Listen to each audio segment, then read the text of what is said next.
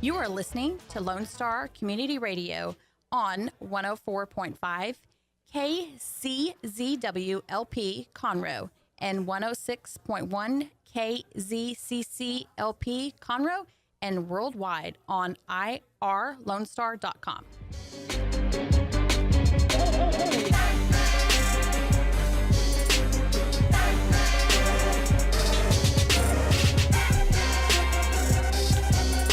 All right, it is September 25th. It's a Tuesday, folks. Welcome to Mornings Lone Star, irlonestar.com, broadcasting live on Conroe's FM 104.5, 106.1, irlonestar.com worldwide, and Mornings Lone Star on Facebook. Man, all right. We got a great group of guests today. Very excited about that. Good morning, everybody. If you feel like you want to interact with us throughout the show till 11 o'clock, we're on Facebook Live, or you can just email us at mwls@irlonestar.com or call our voice line, 936-647-3776. I really hope that's our voice line. I got to that point with phone numbers. I got so many in my head. It's kind of like when people ask you your social security. You're like, let me repeat it to myself like 3 times real quick, making sure that's the right order of numbers. Well, I think that's a lost art. When we were growing up, you know, good morning. Yeah. Our phone books were, you know, scraps of paper. We didn't even have sticky notes back then. It was phone books. It was that we had to memorize all these numbers off the top of our head. Now, I am hard pressed to remember anybody's phone number, so I'm in that trap. But that's just that's a lost art. Well, I love it when you're facing questionnaires, and especially on the phone, where they're like, "What's the last 4 numbers of your social? What's the first 3 numbers? What's the middle 5 numbers of your social?" And I know it's not that drastic, but still, I'm like, and give me a second. It sounds so suspicious too, because it's like, oh, this guy's looking at papers like he's trying to find his fake social.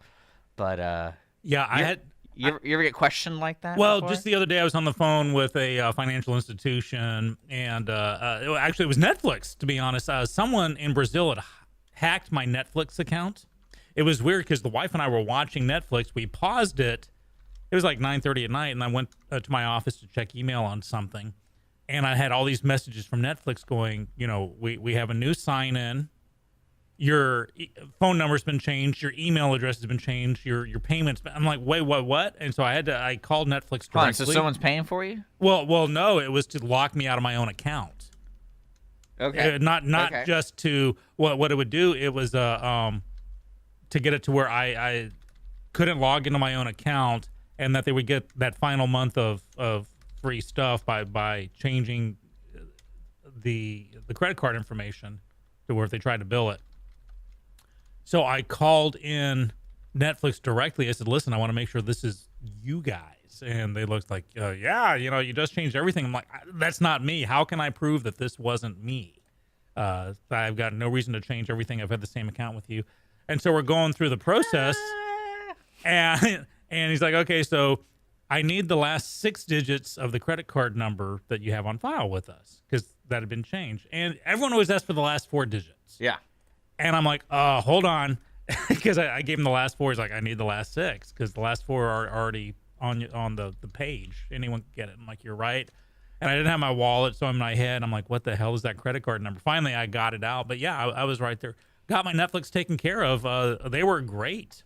Once they verified it was me. One thing I don't understand is, do you think people would want to hack your account because you have other information on there that they could use on other accounts? No, it was to what? It was basically. I mean, because that sounds like a lot of effort to hack an account that really doesn't have any benefit but streaming. It took no effort whatsoever. What it did was, so they got my password somehow, and it's probably from a previous fake Netflix thing I got. Okay. You know. Because usually I call if I get something like that, but I think maybe one time I got bamboozled. What they do is they go in and they just immediately change the phone number by a digit, change the credit card by a digit, or just put in a different credit card number since they don't have the original, and the email address. They change the email address. That way, supposedly I don't get warnings. So all of a sudden I'm not in my Netflix. I log on. Oh, you know, you no longer have this account, and it takes a while. And especially since this is late at night. Remember, this is 9:30 at night. Okay. And this was in Brazil, which is the same time zone, I believe. Maybe one time zone off, but it's pretty much directly south of us. So there was the assumption that they'd get all night free movies and stuff, maybe another day before it got taken care of. Fortunately, it was like 6 minutes. It had just happened when I logged on to my email. But yeah, the long story short, they were asking for the last 6 of my credit cards instead of the last 4, and I was really stretching for a minute there. Well, I'm always faced with those things that are different, especially when I was raised to never share that information. Like, never share your social with anybody. My dad, in his 93 and a half, 3/4 years of life, never, ever. Like, ever. Like, even with the Not even the government, last 4. even with the government, like, whatever. It's like, nope, I'm not giving you my social. But then I'm like, and then I always wonder with my parents, I was like, then who do you give it to? Like, there's a reason we have it. That means we give it to somebody. Who do we give it to? Who do you trust? Because it's not just like, oh, I'm a person because I have this. Because you have to give it to somebody to prove that you're a person, right? You're not legally beholden to give it to. When people ask, I need the last 4, they need some kind of concrete form of identity proof. Now, you can write something in, you can sign affidavits, but for instance, the last 4 of your social tends to be the accepted norm. But seriously, my dad, and he's like, he bought a car for my mom once upon a time. Like, well, we're going to need your social security number. He said, absolutely not. Well, what about your Nope. Yep. Nope. What about the last 4? He's like, nope, absolutely. I'm paying cash. What do you need it for? We need to make sure it's you. I'm buying a car from you. What does it matter who I am? He was pretty adamant about that. That's interesting. Yeah. Well, Did we ever introduce ourselves this morning? I didn't really have that kind of interesting. That was yesterday for you, right? What? When you did the Netflix deal, when was that? A few days ago, over the weekend. Okay. Yeah, this is Dick and Skippy. Yeah. Hi, it's us. Well, we want to kind of go through what's going on today, and I hope you guys are ready. At 9:30, we're going to have our good friend Kati Krouse, who talks about bears, etc. The way I like to think about it is bears are on the loose, and Katie's there to help to keep the bears safe and have an enclosure because bears are on the loose. That's all you really need to tell people. Remember I told her, I was like, that should be your fundraiser. It's like, you want bears in your backyard? Then give me $5 if no. And then, like, that's how you just go with that. So she's going to be in the studio at 9:30, and then we'll have Bill Giffen, who is a local actor, voice actor. He's also part of some financial company called, like, Dragons on Bareback or something like that. Dragonfire or something. Something like that. But we'll give him a little plug if he wants to talk about finances.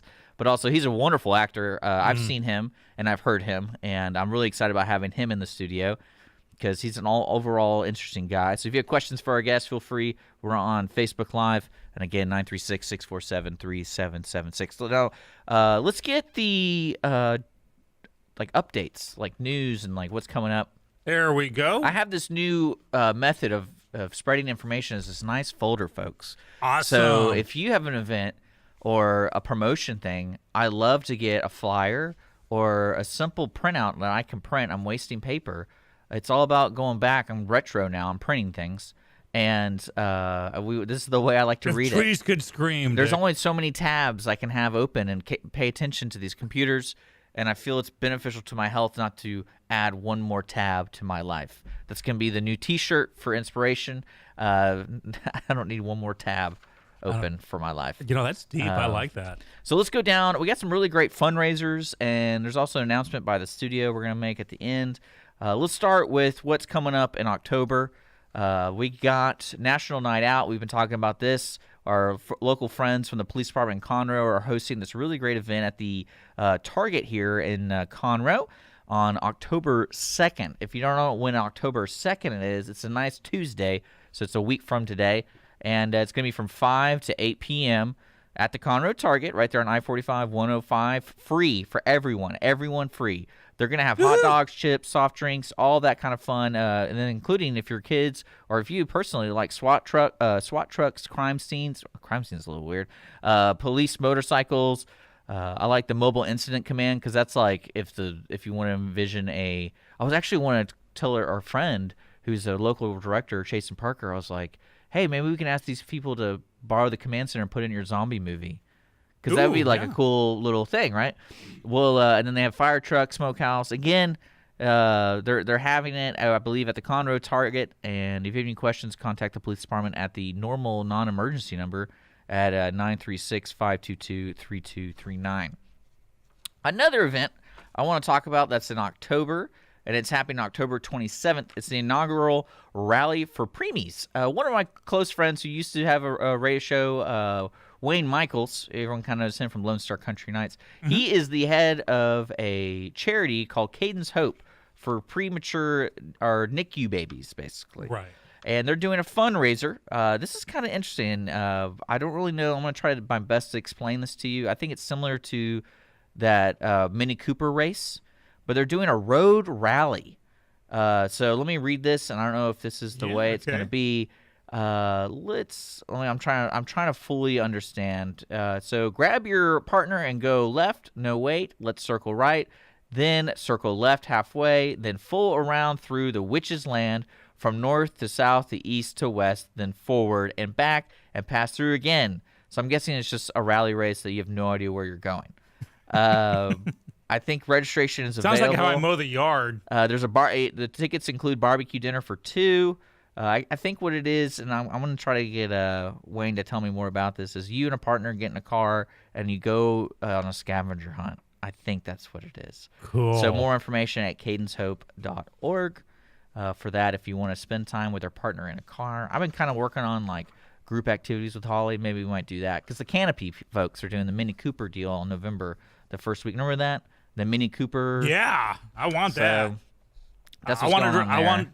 I want you to dress up like Speed Racer, and I'll dress up as Chim Chim. Okay. And I actually have. Oh, okay. We get Holly be Racer X. I got to tell you this real quick. Okay. So Holly and I are planning our honeymoon, and we chose Charleston, South Carolina. The hot spot of the nation. And the reason we want to go there is because she's telling me to go there. And what's funny, I was looking up events just to see, because this is for New Year's, and I'm never a big New Year's person. But this is an opportunity to do like, can spend money to go to a party because we're not going to know anyone. Well, anyway, guess what's happening on the 1st over there in Charleston, South Carolina? The Bill Murray look-alike polar bear plunge. So apparently Bill Murray lives there. And this is an annual event on the 1st of the year, and they go jump into the water. And I told Holly, I kind of want to do that. I don't know who I dress up like Bill Murray because it's Bill Murray look-alike. So who would you dress up if you were choosing to do a Bill Murray character? What would be a fun thing for you to do? I would be slimed up Ghostbuster. Okay. You know, after he gets hit with the green guy. Yeah, I know what you're talking about. You mean Slimer?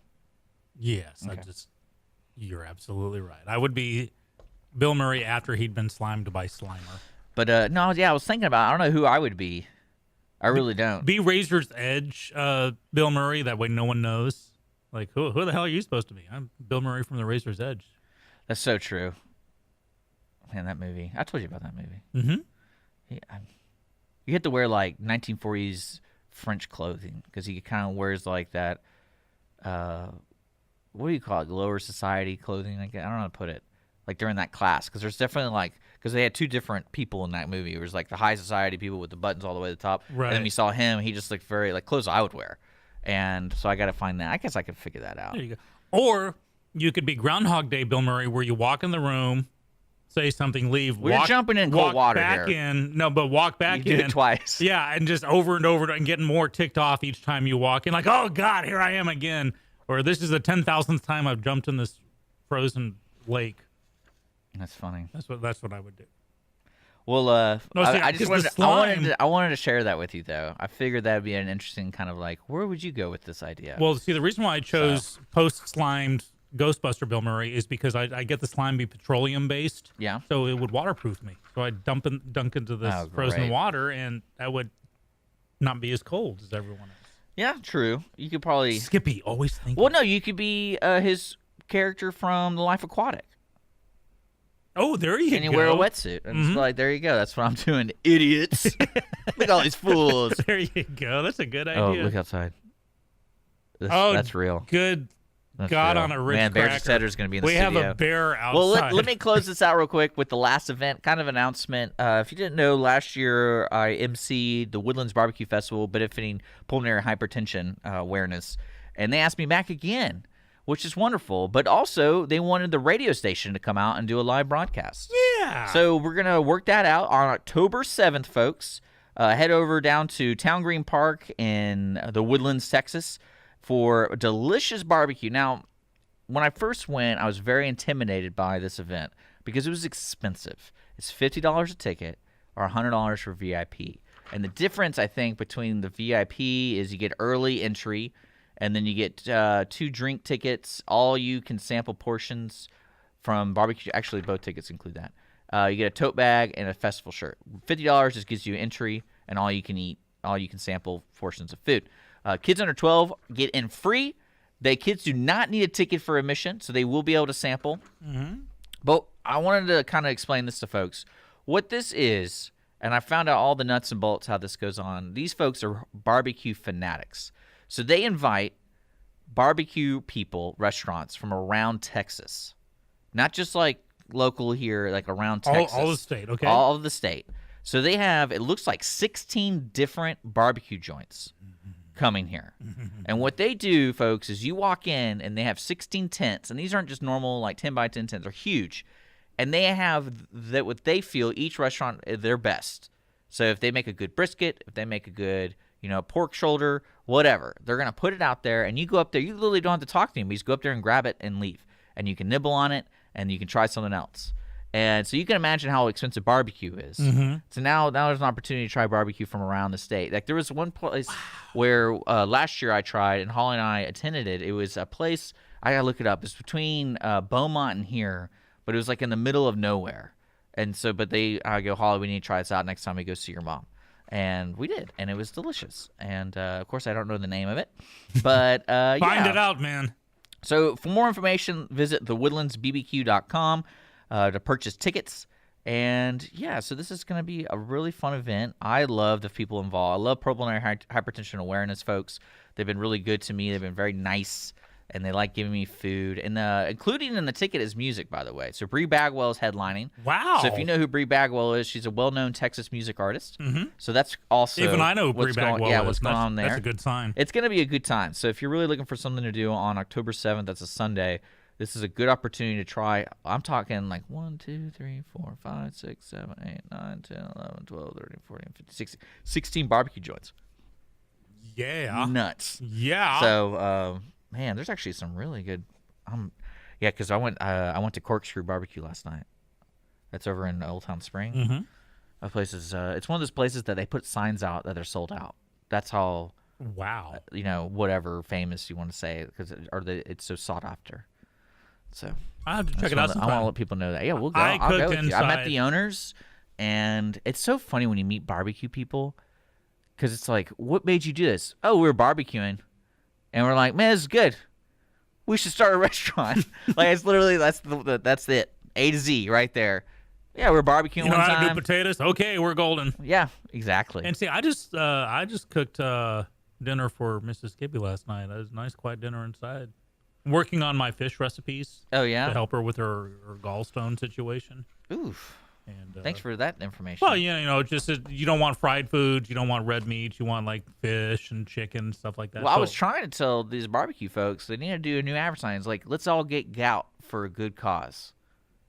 You know what? You just eat meat. Twice in my life I've had gout, and both times it was worth it. I mean, have you ever heard the carnivore diet? This is just what eating. Like it's just meat though. Like you can't eat anything else, but it's portionized. It's portions. It's not like you go and get like a huge steak. Well, you're gonna have to puree it, or it's just gonna clog up your guts. I mean, literally, it's a real deal, and it's just meat, and it has to be prepared. It's all red meat, I think, too. Mm-hmm. but it has. It's like I said, you don't eat a whole steak. You eat like portions. So okay. Well, we got to take a break because we got to get ready for. Or actually, let's just keep going. Let's just keep talking. Yeah, let's keep going. Well, let's talk about traffic and weather right now. I'll tell you that because I'm loving the weather. It is only 77 degrees in Conroe right now, and it's only going to go up another 8 degrees to 88. Looks like we're not going to even break 90. Maybe some scattered thunderstorms on and off throughout the day and over the next couple of days. But check this out. Wednesday, the high is supposed to be 83 with the low in the 60s. Thursday, the high is supposed to be 78 degrees. Isn't that awesome? Autumn is here, my young friend. I think when I was looking up that Charleston deal, the high is like 60 to 70. Mm-hmm. And Texas just has, especially the Houston area, has a different climate than a lot of the rest of the country. that, they're used to, oh, it's snow time now. With us, we're hunkering down for potential hurricanes. So Yeah. snow's the last thing on our mind. We have 6 months before we even have to think about snow. Yeah. That's one thing, like, and Holly gets upset with me because I don't really, like, care to travel. Mm-hmm. It's like, it's not like an internal flame goes, you need to move. You're not a nomad.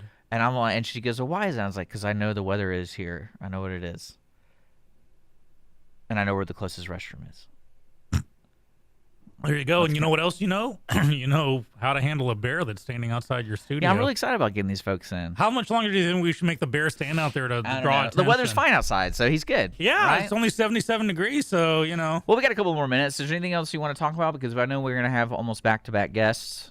Well, I can talk about some local news real quick. Okay. So the Montgomery County Veterans Treatment Court, which is overseen by Judge Kathleen Hamilton, a judge who I just absolutely She's a good love. actress. She's a great actress and an awesome judge. They just received a $100,000 grant from the Texas Veterans Commission to help the court out. So hats off to the Texas Veterans Commission, and congratulations to Judge Hamilton and the Montgomery County Veterans Treatment Court. She bends over backwards to make sure veterans frequently have unique situations, especially in the legal field, in the legal world, and so she's good with that. Don't forget that the Dragon Boat race thing is starting on Thursday. It's over 3 days. The Montgomery County YMCA is putting it on. It's happening at North Shore Park. Big, huge, honking, multi-day team building thing. I may have been suckered into the Woodlands Online team. I'm not sure yet. The Woodlands has killed they're opting not to renew the waste management contract, the trash picker-uppers, because Waste Management wanted to jack up their rates almost $4 per household, which would have made it like a 50% increase. So it was at 10. They wanted to take it to about 14, and it's like, wow, that's gutsy of you. So, hey, if you run a trash company, I think, Dick, you and I can just grab a pickup truck. And it's funny. I did see a Republic truck over at the waste management plant over here getting gas. I thought that was kind of funny. I wonder if they increased those prices for their competition. Oh, yeah, waste management, I'm just letting you know, since you're in the bad news department, I can't believe you're charging me $70 for someone stole my stuff. And finally, this is news out of Houston. You know that robot sex brothel is planning on opening up? In Houston. Yes. Kinky S Doll. That's actually, I'm just letting you know, I am a silent partner. I was inspired by you. You're not so silent anymore. And I know at least one customer, Skippy, will go.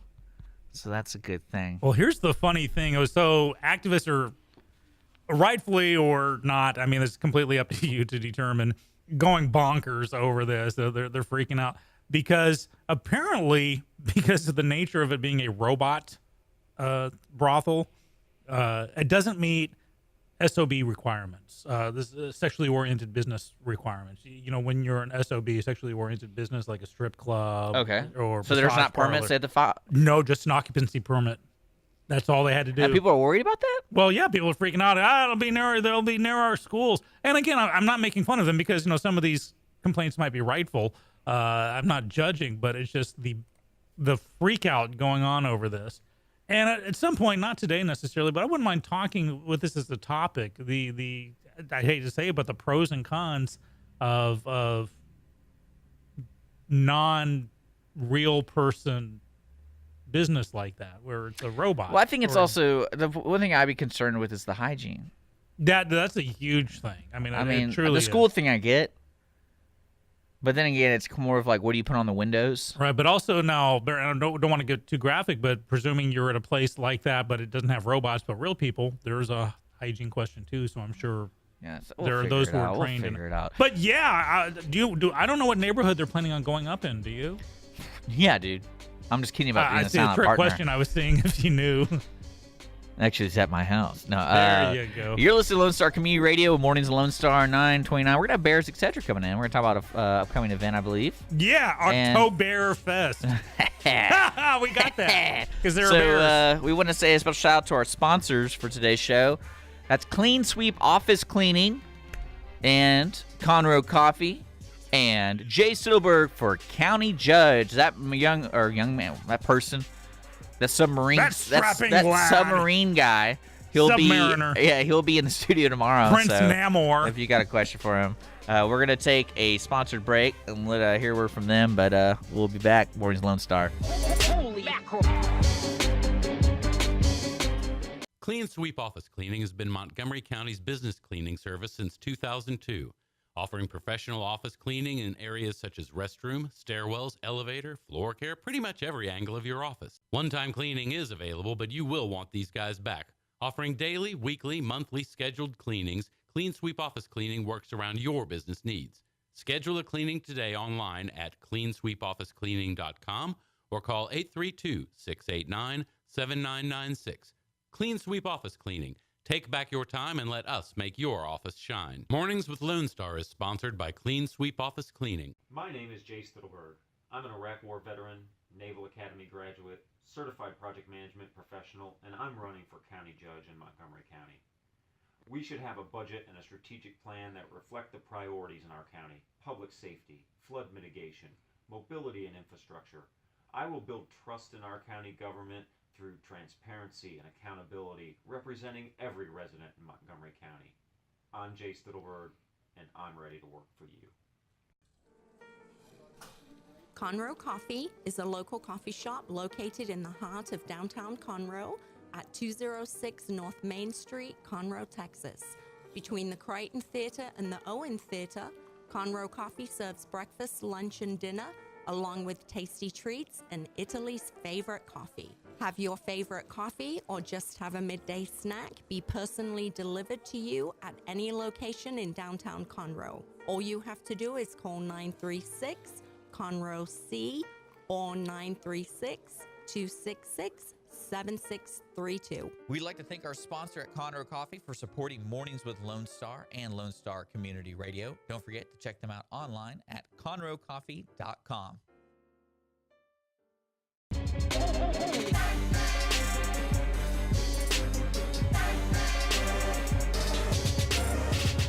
Welcome back. Mornings with Lone Star, Dick and Skippy, 9:33 on the dot in the Lone Star Studios. Why are we playing the Batman theme this morning? You'll find out later when I talk about some headlines. Oh, You're not going to want to miss it. I'm laughing just thinking about it. But we'll come back to that later because there's conversations not to be had in front of bears, and I think that's one of them. So we have Kati Krouse here with Bears Etc. with mascot Polson. Polson the bear. Hi, Polson. Oh, we can get that on the camera for everybody. Peeps, there you go. You got to tune There's into us Polson. on Facebook Live. We got a camera right here on you. Yes, we have a bear in the studio, not your average bear either. And he's sedated. God, I hope so. No Conroe coffee for you, bear.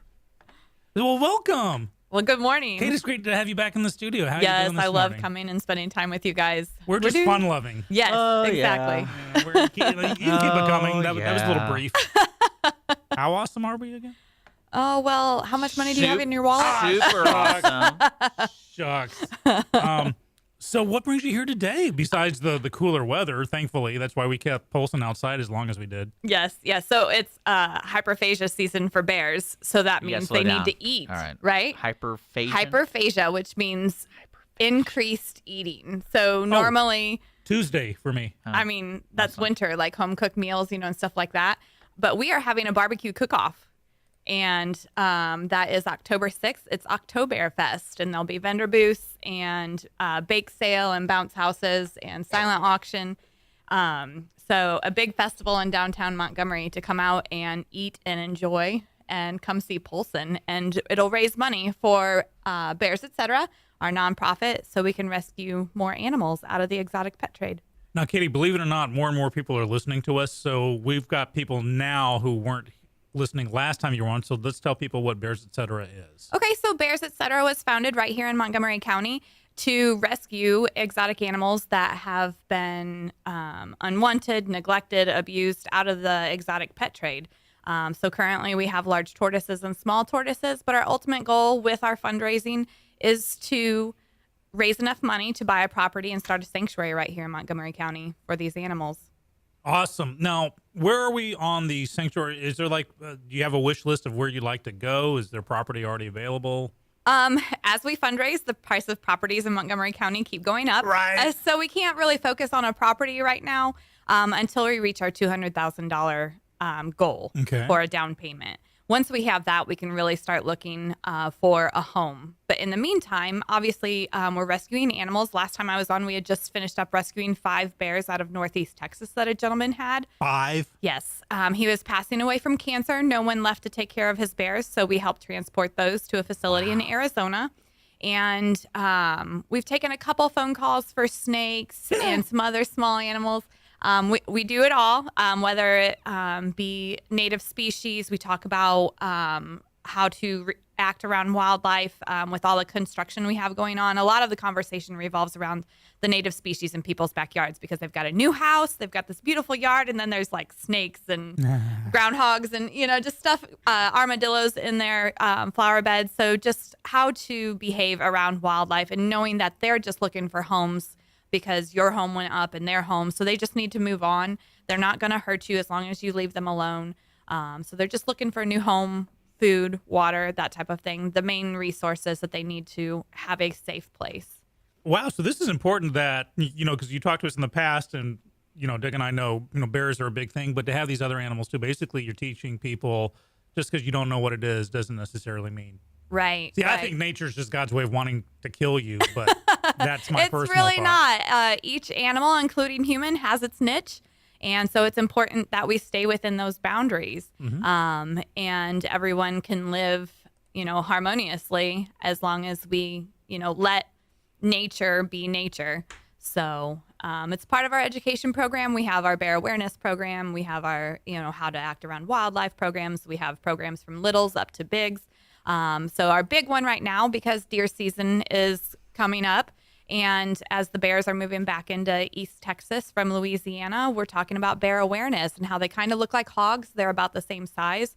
So I want to get out there to talk to those ranchers and hunters on how to be safe around these wildlife. Yeah, because you shoot a bear, you might just tick it off. Possibly. Also, it's illegal in Texas. Well, there you go. But even accidentally, you don't want to. Right, exactly. What to watch for, signs and stuff like that you may not be looking for when you're headed out to your deer stand or something like that. Because when people think Texas, they just, bears just don't typically pop in Yeah, it's on heads. nobody's radar. They're very surprised when I tell them that there's bears moving back in. Most of the bears on the east side are transient bears. They're not living here permanently. The bears in Big Bend, there's 50 resident bears that live there. So if you want to see bears, definitely go visit our national parks and go to Big Bend. You're saying that the park tracks, there's 50 bears total in Big Bend? Is that what? Yeah, is that my call it understanding? home. Yeah. Okay. Yep. Now is that just known bears, or is there That's known bears right now. Okay, because they have babies and stuff, so you don't really know, do you? Sometimes the park rangers and stuff do a really good job of monitoring. They're doing. Do they mark these bears? That's where they get the rookies to. They send them out there and count them with a little, Well, that's what I feel like. That's like every time I hear that number, it's like, oh, how do they really know? They just like us. They have different facial features or maybe different color. So they have like a Facebook for bears. No. But they do a really good job of identifying where the bears are living and keeping the people at a distance. They're doing really good bear awareness programs out there to prevent human-animal conflict over there in Big Bend. Katie, are there any bears, especially in Texas area, that are on a list, like an endangered list or something like that, or are they proliferating? Are they? I want to make sure that they're living like kind of good lives here. Yeah, so bears were eradicated or extirpated actually by ranchers and hunters by 1940. 1960, the first bear came up from Mexico over into Big Bend, and that started them on early. And then when Louisiana introduced bears into the west side of their state several years ago, those bears have thrived. And so East Texas kind of blends into that, and it's they're all coming to perfect Texas, bear aren't they? country. When you say like introduce, like the 1960 example, are you saying that it's kind of like what they say like with wild boars and horses, like, oh, this rich guy goes, I want bears here, and so he bought 20 bears in Louisiana, or is it more? No, the state actually put funding into bringing bears into that part of the state. Really? Yeah. Is that just for making sure because where they were before was a horrible place? Yeah. Well, no. These are wild bears that were caught and tagged in other states and then brought to that area to repopulate it where bears used to live originally. Okay. And then those bears are thriving, and now they're moving into East Texas. I'm trying to understand the mindset of like, we need bears here.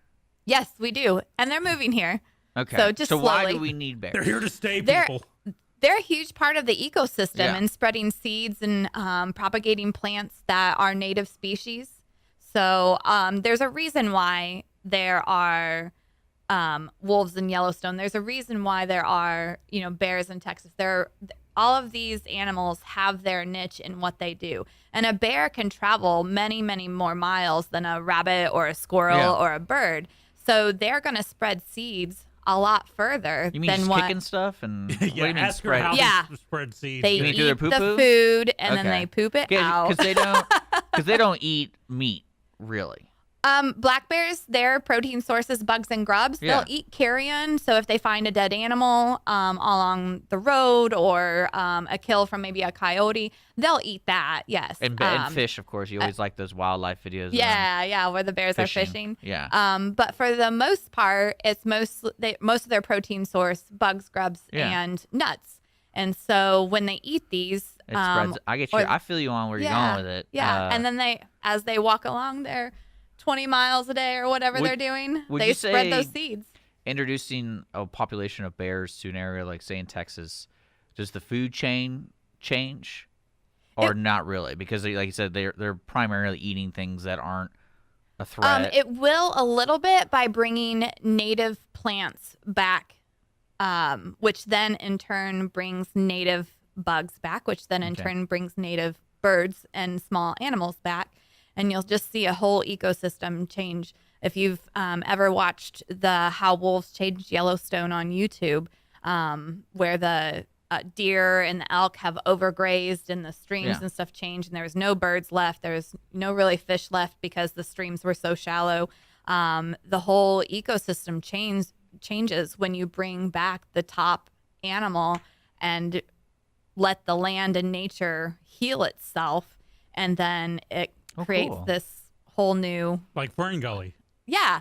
You gotta be a nerd to get that one. Well, I want to let folks know that who are just now tuning in, we're talking about Bears Etc. It is a nonprofit. You can find it online at bearsetc.org. That's bearsetc.org. And you'll have an event coming up in a couple weeks on Saturday, October 6th from 10 a.m. to 5 p.m. It's a cook-off, OctoBEARfest. Yes. It's a cook-off. I got that. It includes barbecue cook-off, crafter shopping market, children's area, bake sale, and raffles throughout the day. Are you still offering vendor booths and stuff? So is Still that offering vendor booths, still offering sponsorships. If you'd like to sponsor, you just won't be on the t-shirts because I just put the t-shirt order in. Yeah. We got markers. Yeah, we got markers. We can have him draw some stuff on. So there's sponsorships available, barbecue teams still available. Still, if you want to highlight your business or something, we have silent auction that's going to be online. But most of the products will be there. We have a wine poll and a bake sale. So there's all kinds of stuff for the whole family to come out and enjoy our first inaugural OctoBEARfest. That is so That's gonna cool. be cool. And one thing I want to bring people's attention back to earlier, you said that you're looking for property for sanctuary, Right. but Montgomery County being the awesome county that it is, the prices keep getting jacked up. So people, you got to act here now. They need the money so they can get it going. There instead are of just- currently 1,000 bears waiting on placement. So Well- living in people's backyards in substandard conditions. Well, so. speaking of which, my next door neighbor has this little rat dog that's outside in the backyard 24/7, and I would be willing to donate my backyard for as long as it took to, take care of the bears and maybe take care of the little yappy rat dog that just won't shut up 24/7. I think you know what I'm And talking then they're about. like, and the neighbor's like, "Why do you have this bear?" I'm like, "Oh, it's spreading seeds, man. It's spreading I'm creating an seeds. I'm making ecosystem in my avocados. backyard. Duh." Well, this is a great opportunity, and especially with your long-time goal is to get an actual physical location where you can have. I always tell people it's similar to the St. Francis Wolf Sanctuary. Yes, very similar. In a sense But with where bears. there'll be enclosements, but so if people want to donate and help with that, they can just straight monetary donate money. Right, And exactly. you're always looking for that big donor. Yes. And Yeah. because that is a huge or if undertaking. they've got, a couple hundred acres of land that we can lease or donate for 10 years, we are a 501c3, so that is a tax write-off. But a piece of 15 to 25 acres just to get started and opened. Or you could be one of those creepy people who love having bears as pets, and this is like, oh, I can justify doing it because it's for a good cause.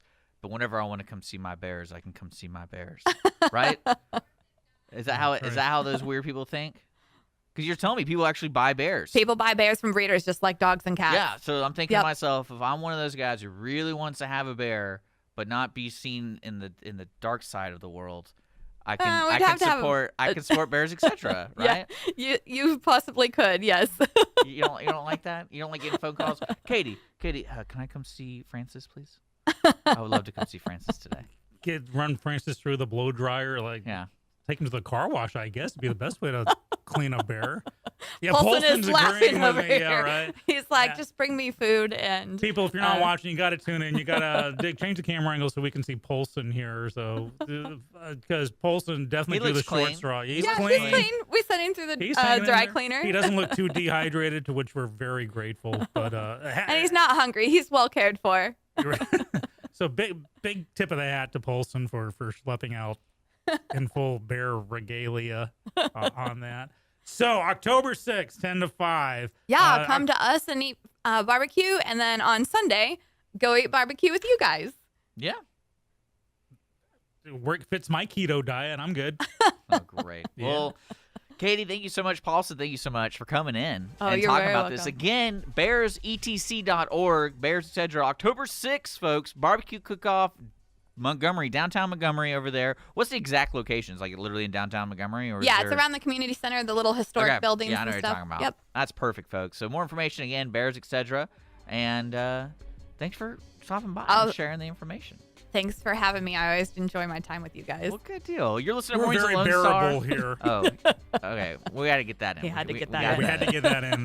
You're listening to Mornings with Lone Star here at irlonestar.com, Facebook Live, Conroe's FM 104.5, 106.1. We're going to take a quick sponsor break and hear a message from them. Coming up soon will be Bill Giffen, actor, financial guru, man, the person. Myth. Yeah, he's going to be in the studio. Yeah. We'll be right back.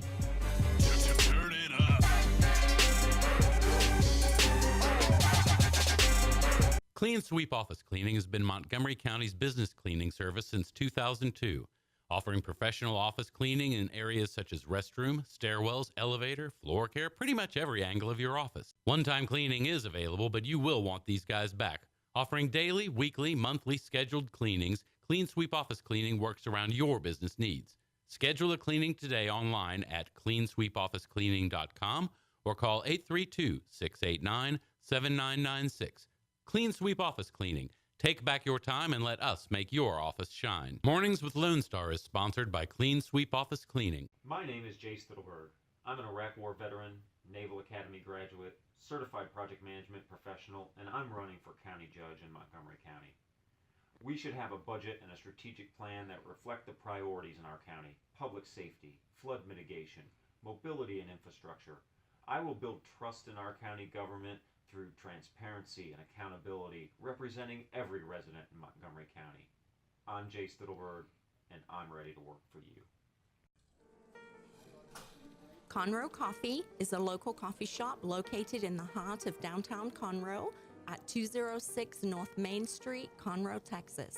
Between the Crichton Theater and the Owen Theater, Conroe Coffee serves breakfast, lunch, and dinner, along with tasty treats and Italy's favorite coffee. Have your favorite coffee or just have a midday snack be personally delivered to you at any location in downtown Conroe. All you have to do is call 936-CONROE-C or 936-266-7632. We'd like to thank our sponsor at Conroe Coffee for supporting Mornings with Lone Star and Lone Star Community Radio. Don't forget to check them out online at conroecoffee.com.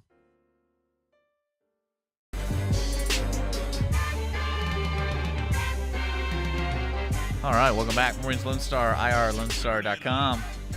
Enjoying our morning here. It's Tuesday, 25th. It is 9:50. We got Bill Giffen coming up after this segment, so stick around for that. We have Bears, etc. in talking about OctoBEARfest. You know, in fact, I got to print that. I got to print that little flyer for my new event folder. There you go. So I'm excited about barbecue. Man, barbecue, is it barbecue? I feel like barbecue season's all year round in Texas, though. Isn't it? Maybe. But Texas is one of those places that, whereas barbecue may be available 365 a year, there could be barbecue seasons, especially the different kinds of meat coming in. I didn't think it was proper to ask Katie, but, because in Texas, if it's meat, we tend to eat it. Venison, beef and stuff. Are there any, I would presume there are some principalities where bear meat would be, now obviously we don't want to shoot and eat the bears at bears, etc. But I wondered, is that considered I think people hunt bears and eat them. Yeah, I imagine. Because I know they hunt bears and mount them, but every time I've gone to Woody's Smokehouse where they have like elk jerky and stuff like that, I've never seen bear patties. That's true. I don't know. I mean, I imagine I wonder how it tastes. Because especially I just learned that they have a season. It tastes great. No, sorry, that's a tiger. They have a season that they just gorge themselves. So I wonder what kind of happens to the meat, man. Well, so I'm saying it'd be very, when they're going through this we probably shouldn't be talking about this right after the bear, like save the bears. Yeah, I'm under no inclination to actually eat a bear. I was just wondering. Now I'm interested. Okay, we'll find out. But folks, if you want more information about that great event coming on October 6th, just visit bearsetc.org, bearsetc.org. Okay, so we got a moment together. Just you and I. Well, it's funny. I just saw a headline: Judge restores protections for grizzly bears blocking hunts. So there you go. Yeah. Awesome. Yeah, with the bears, just live and let live. But we don't. We got the bear thing. We got the bear thing out of the way. We're done. Okay. Should we talk about why we've been playing the Batman theme today? No, because it's kind of awkward to go into that with the guest coming up, and maybe Bill's into that kind of stuff. So we can wait for Bill to get here and blindside him with it. And we'll talk about it. I like the way you think, my young friend. Yeah, there we go. We got some other national headlines. Yeah, give me a headline. We can talk about it, but let's not do political stuff. Okay. Does that scratch everything you were about to talk to me about? Nope. Okay, good. Bill Cosby awaiting his sentencing. What are your thoughts? It still hasn't happened yet? I haven't gotten a report on it yet, but they're still waiting. Well, I really hope this case gives examples for other cases in the future, especially I know the Me Too kind of idea is about empowering people who are facing sexual misconduct or those, like how to go get to the authorities. Because the scary thing about Bill Cosby is the full force of everything that happened to all these people, only certain voices were heard because of statutes of limitations. So it's one of those things where hopefully people will see this as an example, like, hey, a bad person can be put into a court of law and be prosecuted and go to jail or go to wherever, like that kind of stuff. You're right. It is iffy territory, and it is the decades old sexual harassment or assault is the headline today. We're not going to go there necessarily, but it cannot be denied that for decades assault allegations weren't taken seriously. The shtick of a defense attorney would be just to destroy the accuser on the stand. It can't be denied that was the norm for decades. Well, I think that's what's kind of alarming. And again, we're not supposed to be talking politics, but this is almost parallel with the current Kavanaugh thing. And I think it's one of those situations where everyone's going to talk about it. Everyone's going to start throwing their own stuff to the fire. But at the end of the day, end of this whole thing, what is concrete that comes from it? Because I always look at situations like this, like let's wait it out and see what really happens. Unfortunately, for some world events like the Las Vegas thing, no one cares. No one knows what really happened in the sense. We're talking about the Las Vegas shooting that happened last year that just kind of fizzled away. And I think this Kavanaugh deal, especially with the politics becoming so front page news with everything, it's very scary for the long term effectiveness of our government, because this is a great situation where we as a country select a person for life, and they're going to be there and they're going to change some things, and they might also prevent some things in the court of law and the way we handle laws, because they're the ones that don't make the laws. I think a lot of people Yeah, get the confused the judicial that. branch does not say, But the "Hey, s- we're going to ban the A, B, and C." scary thing is having this type of influence on who's going to be in these positions, because it's going to become such a mess. Well, on no America matter is what. learning how easy it is to. I don't want to say derail. I'm trying to pick neutral terms here to affect a Government. a process that has never been affected before. I think a lot of people are waiting right now to see who testifies when and where, what smoking guns there may be out there before they come down Well, on and I either side. hate all the talk. Or it's like, oh, I got proof, and I'm like, man, Yeah, why do we got you, Avenatti saying that. why do we have to have people say that and then they don't follow up?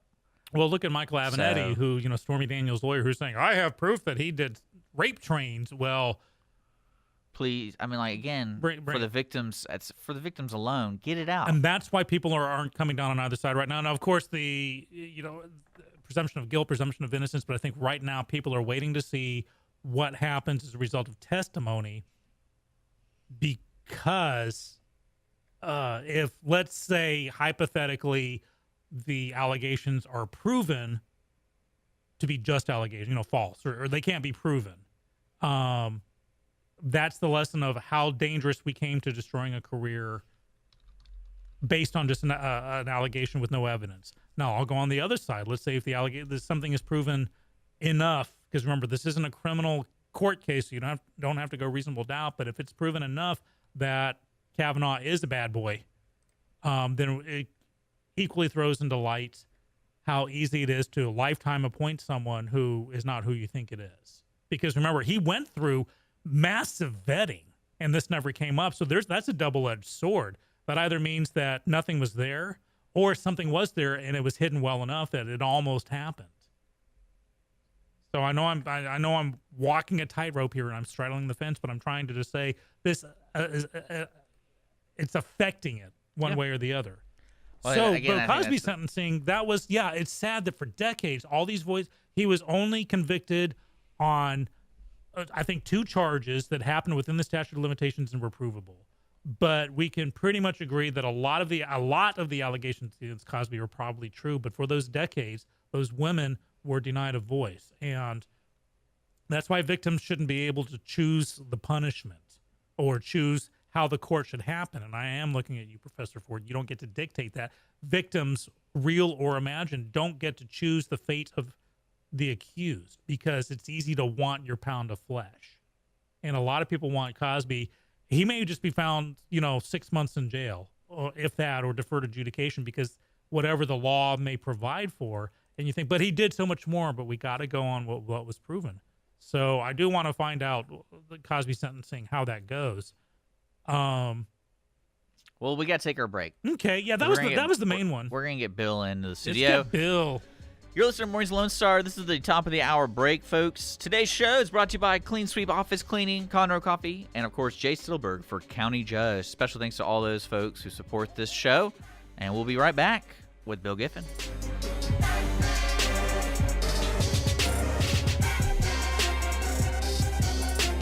Clean Sweep Office Cleaning has been Montgomery County's business cleaning service since 2002, offering professional office cleaning in areas such as restroom, stairwells, elevator, floor care, pretty much every angle of your office. One-time cleaning is available, but you will want these guys back. Offering daily, weekly, monthly scheduled cleanings, Clean Sweep Office Cleaning works around your business needs. Schedule a cleaning today online at cleansweepofficecleaning.com or call 832-689-7996. Clean Sweep Office Cleaning. Take back your time and let us make your office shine. Mornings with Lone Star is sponsored by Clean Sweep Office Cleaning. My name is Jay Stillberg. I'm an Iraq War veteran, Naval Academy graduate, certified project management professional, and I'm running for county judge in Montgomery County. We should have a budget and a strategic plan that reflect the priorities in our county: public safety, flood mitigation, mobility and infrastructure. I will build trust in our county government through transparency and accountability, representing every resident in Montgomery County. I'm Jay Stillberg, and I'm ready to work for you. Conroe Coffee is a local coffee shop located in the heart of downtown Conroe at 206 North Main Street, Conroe, Texas. Between the Crichton Theater and the Owen Theater, Conroe Coffee serves breakfast, lunch, and dinner, along with tasty treats and Italy's favorite coffee. Have your favorite coffee or just have a midday snack be personally delivered to you at any location in downtown Conroe. All you have to do is call 936-CONROE-C or 936-266-7632. We'd like to thank our sponsor at Conroe Coffee for supporting Mornings with Lone Star and Lone Star Community Radio. Don't forget to check them out online at conroecoffee.com.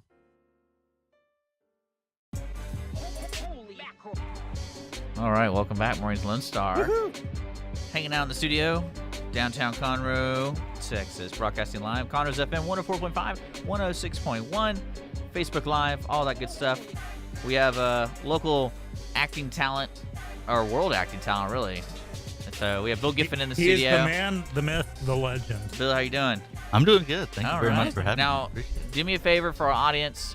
I'm going to give you some time to explain who you are, what you do, and then we can get into, like, you know. Why we should care, you know, well, not that. the It's like, usual. because you're here just to be, you're friends with Sean. You've acted before. Y'all were in talk radio together. Correct. And you've done some of the liners for us. You can hear Bill all the time, like every day, all day, here on Lone Star Community Radio. And you're an actor, I know that, but you also are part of, is it a financial investment firm? Yes. So my day job, what supports my acting habit and my addiction, is with a company called Majors Mondragon. Majors and Mondragon. I told Now, you are I those wasn't real Dragon people's Slayer. names? Are those real people's names? Or is that Yes. So Zach Majors and Okay. Oscar Mondragon are Man. the firm Okay, owners. I That got is- it. if I that's got- a Bond I villain have if to I ever ask, heard So one. was it Oscar Mondragon? Yeah. So what ethnicity, or what's the Ethnicity. nice way of asking? Ethnicity. What is that? Where they hail from? So Zach Majors, I do not know where he hails from. I'm going to say the United States. Okay, well they're both maybe from the Yes. nice. Well, Oscar's heritage, I believe, and he would have to verify this. I'm going to go with Venezuelan. okay, I because was gonna say Mondragon is such a Vikings. cool last name. Yeah. Yeah. And so I'm like, where is that Absolutely. even from? Yep. So okay, cool. Yeah, So every now and again, I'll run into somebody and they'll recognize the name, like, they're like, Mondragon. okay, So they know. they know the fear. The fear. Yes. The only Yeah. thing missing is him being Oscar Mondragon the third. Right? You know, that's Maybe the in only the thing future. missing, right? Well, That's so- a Bond villain all the way. Yeah, that's what I'm thinking. Like when I hear that, and then when you say you work for them, I'm like, man, that's got to be one of those lair kind of places. You know, they have a lair, and then they have, you know, to get in. you Under have to which go- mountain do you Yeah. guys headquarters? You have like 6 doors. You have to show your ID. do you to take a get in, submarine and- to the coast, or That would be fun. I think we should implement that and And- make it, because they want to create an experience for the clients. So now let's just go full out. Let's just go all the and way. like Oscar's And create. office is in the Yes. eyeball of like Yes. whatever statue the whole office. Yes, is. the The eye Sphinx, to keep the the eye on the Sphinx. financials Yeah. Our world and the headquarters is growing the- of the wealth. our world headquarters is in Egypt, in the Sphinx. That's great. Yes. So Yes. do you help folks? Like I have a lot of money. I go to you, and I'm like, man, make me more money. That is one type of client. Okay. Absolutely. What's another type of client? We are a comprehensive financial planning wealth management firm. Okay, so I want to retire by 30. Show me how to do it. We can help you look at that, and we Okay. can show you with we have advanced technology and software, as well as, I mean, pretty much our products are advice and relationships. Okay. Because everybody's values and goals are different. Would you agree? Yeah. Goals and values. What are these words? Of which Oh you speak? yes. Yeah. I want to Well, be able to. I've seen some of your receipts, Sean, that you post, and heck, man, I want to learn from you. You can't be You 3 know? times divorced like I am and not know how to save 65% at Randall's. I'm telling you, I'm the king. It's good. It's good. So we have various types of clients Okay. that come to us. Some come to us to help get out of debt. Others are just looking to maximize their lifestyle, you know, children college funding, retirement. So that, you know, we're comprehensive. Okay, we want to cool. make sure we look at all So- assets and aspects of our clients' lives. And if someone's listening and they want to go furthermore with you, where can they find you? I mean, I know y'all have a cool name, but I already forgot it. Oscar Mondragon. No, Majors that's and Mondragon. Majors Lee and Majors. Majors $6 and million Mondragon. man. Do not forget Zach Majors. He is a He's principal just as partner. important. Yes, he's very important. Absolutely. See, So- Majors like the $6 million man. Yep. Mondragon, the Bond villain. How can you forget these names? Yep. Okay, but- And so if you want to check us out, you can go to the website, majorsmondragon.com. There is no "and" within that title. When going online, you can call me directly at 346-980-4009. Cool. Or you can email me at billgiffen@majorsmondragon.com. So here, I'm approaching you right now. I want to own a Waffle House when I hit 65. He does. He's not. Awesome. he's not So joking. Okay. that's my financial plan. Basically, you would work out help me out, like how to put money in. This is what we need every month or every year, Correct. and then this is how we can spread your assets. And then by the time you hit 65, you'll have a nice way to put a down payment or just buy. I actually have no idea how to buy a Waffle House. I imagine it's a franchise, but I mean, also you got to find a good location. Ask him on too. Franchise Radio. That's true. We have an actual franchise show. And actually, it's coming up at 11. So There you There go. you go. Perfect. Look at that. So Set up. Bill, I got a question Nicely. about like financial advising and stuff. Because you see some of the who are like the Dave Ramseys of the world or something. They're like, yeah, if you can't afford it in your pocket, don't buy. Sometimes I got to put something on a credit card. Sometimes I'm floating a bill from one month to the next and stuff. How realistic? So like for Majors Mondragon, how realistic are the goals that can be set? For John Q. Public. Oh, they're very realistic. Really? Oh yeah, absolutely. And we are, big supporters and big believers in what Dave Ramsey does because he does help a lot of people. Yeah, well, I wasn't smack Oh, talking, no, but no, I'm no, just no. hearing Oh, no, you no, no. buy No, and I a didn't car think- with cash, and I'm And like, I was "There's nowhere no way thinking I'm that buying you a were car with doing cash." that. Okay. So no, not at all. Absolutely. I love you, Dave.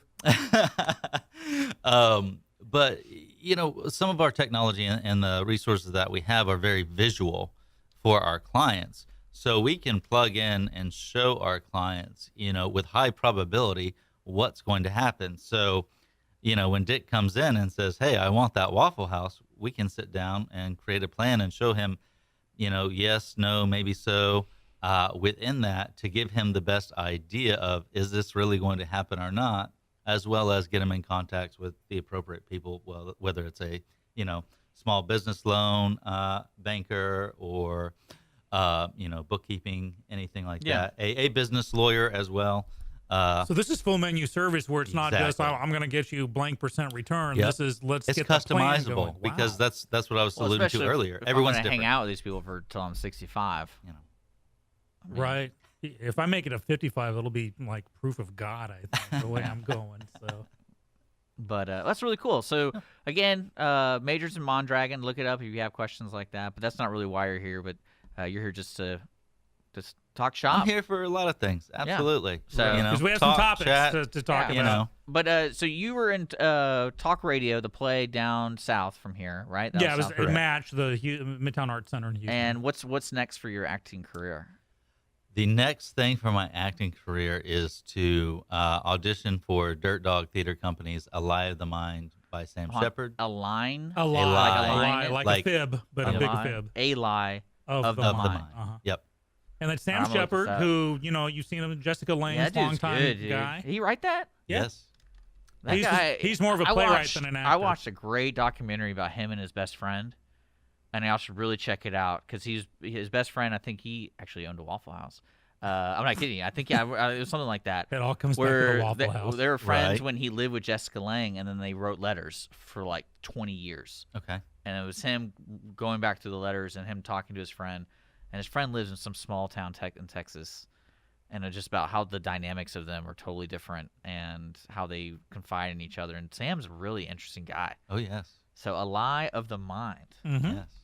It's kind Demon- of it's an in-your-face production. Dirt Dogs is fearless in the presentation. Some theaters, He when I passed say away, right? they're more family-oriented, and rightfully so, we're not going to do Calcutta or Hair at the Owen Theater anytime soon. I don't think, because that's not the audience. But there's some Right. audiences, especially in like downtown Houston area, where you want to get that. So Lie of the Mind, that's kind of in your face, right? Yeah. Very. Dirt Dogs Theater is very big on grit. Mm-hmm. They like that gritty play and performance, and really want to get down and dirty within the shows that they produce, and that's one of the things that attracts me to that theater company.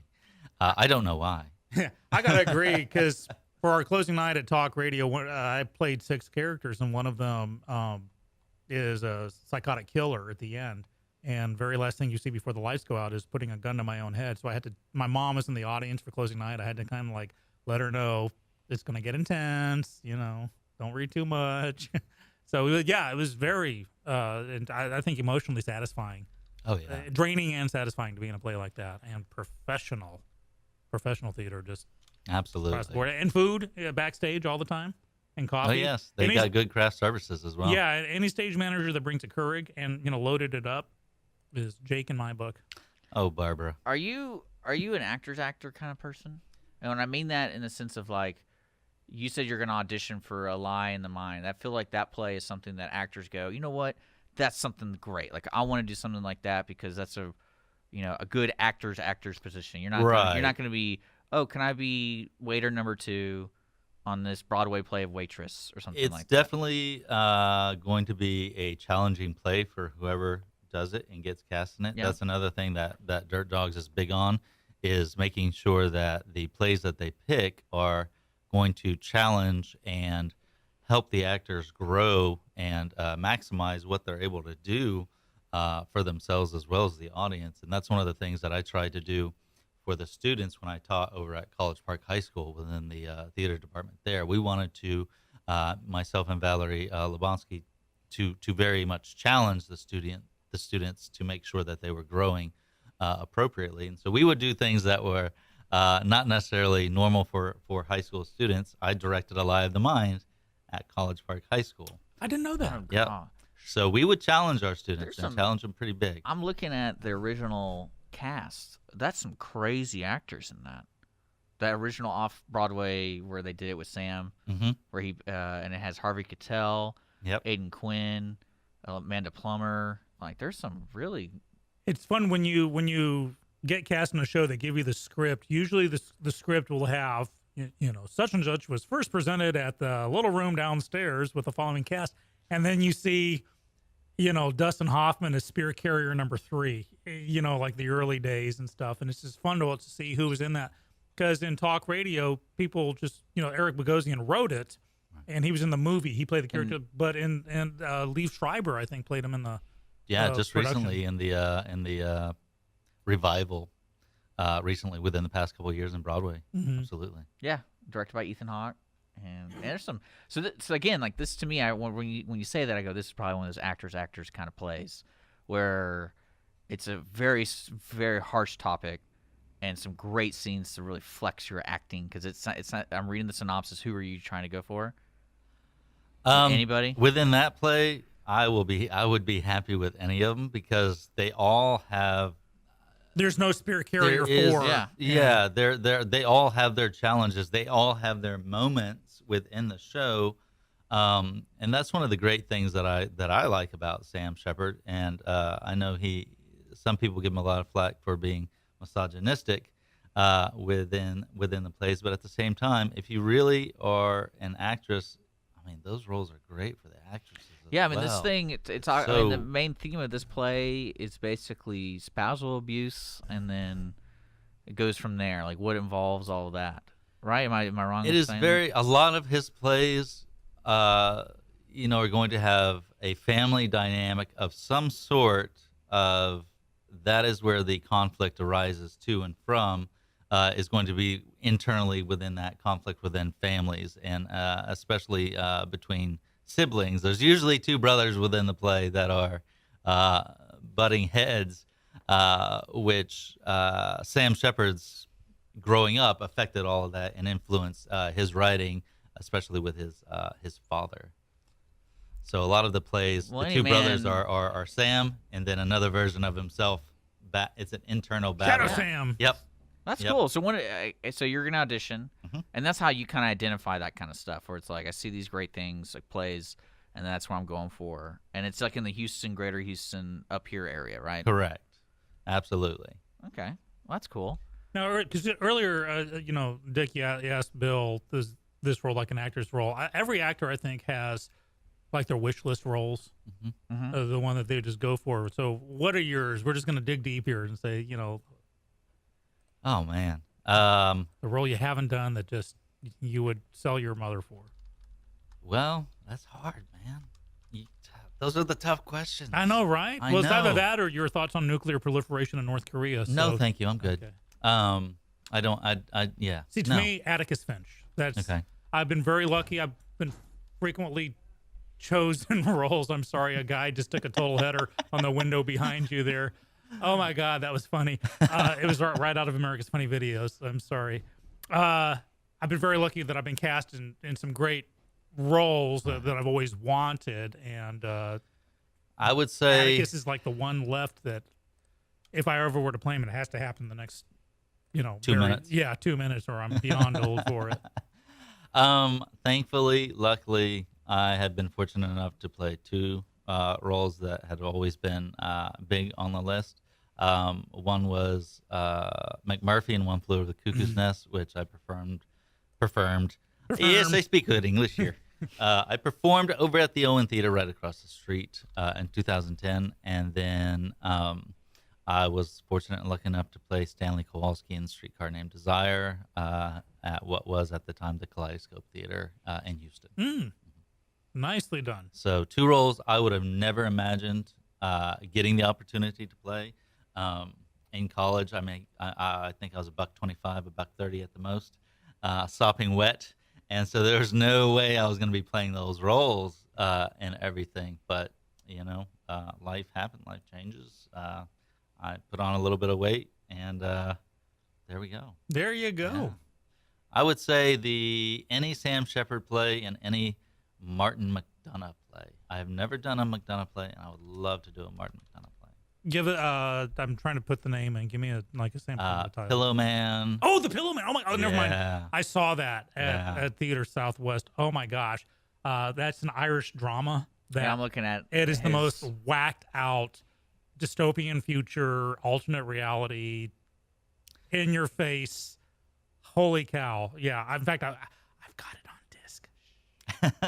Yeah, he's written a bunch. Don't tell anybody. He's done a Yeah, lot of don't good tell- movies too. Yeah. Yes, absolutely. He very much another dark comedy.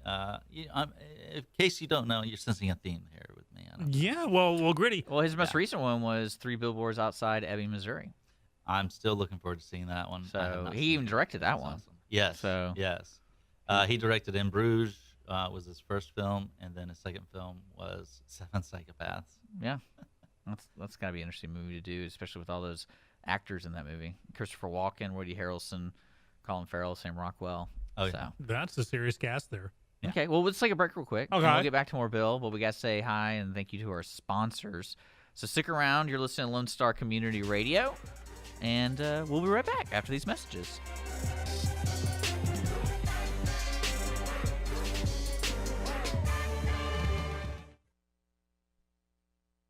Business office cleaning is available in the Montgomery County area from Clean Sweep Office Cleaning, with scheduled cleaning services such as floor care, window care, trash collection, restroom disinfection, and stair and elevator cleaning. Clean Sweep can service a business one time or on a regular schedule, with daily, weekly, and monthly options. Clean Sweep Office Cleaning can be found online at cleansweepofficecleaning.com or by calling 832-689-7996. Clean Sweep Office Cleaning. Take back your time and let us make your office shine. Mornings with Lone Star is sponsored by Clean Sweep Office Cleaning. Conroe Coffee is a local coffee shop located in the heart of downtown Conroe at 206 North Main Street, Conroe, Texas. Conroe Coffee serves breakfast, lunch, and dinner, along with other treats and coffee. For more information regarding store hours and delivery in downtown Conroe, Conroe Coffee is on Facebook or by telephone at 936-266-7632. We would like to thank Conroe Coffee for being a supporter of Lone Star Community Radio and our morning sponsor with Mornings with Lone Star. Statistics show that 1 out of every 6 Texans struggles with food insecurity and hunger.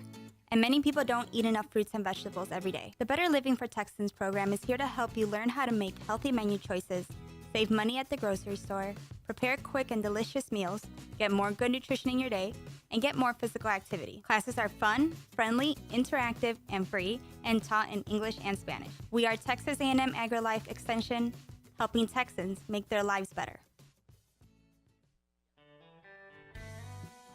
A Lone Star Community Radio is Montgomery County's radio station with talk, music, weather, and traffic for Montgomery County. Have a question or comment about one of our shows? Want to know how to reach a host? Just contact the station at irlonestar.com or call in and leave a message at 936-647-3647.